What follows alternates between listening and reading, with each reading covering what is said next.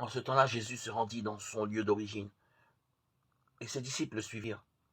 Le jour du Shabbat, il se mit à enseigner dans la synagogue. De nombreux auditeurs, frappés d'étonnement, disaient: d'où cela lui vient-il? Quelle est cette sagesse qui lui a été donnée et ces grands miracles qui se réalisent par ses mains? N'est-il pas le charpentier, le fils de Marie et le frère de Jacques, de José, de Jude et de Simon?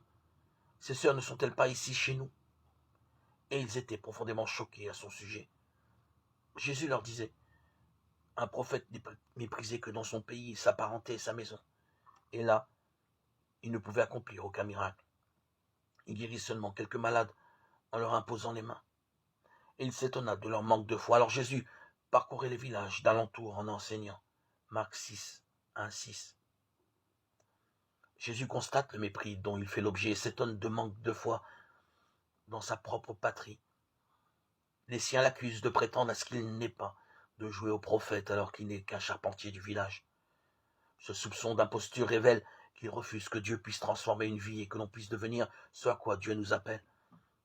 Ils établissent une barrière étanche qui maintient Dieu à distance et leur permet de gérer eux-mêmes leur existence sans devoir rendre des comptes. À cause de la fermeture de leur cœur, Dieu se voit limité. Il choisit d'agir par la foi et l'homme peut lui fermer la porte. Affermis ma foi, Seigneur. Que mon cœur soit toujours ouvert à ton amour, à ta miséricorde. Que je puisse toujours être disponible pour me laisser envahir par cet amour.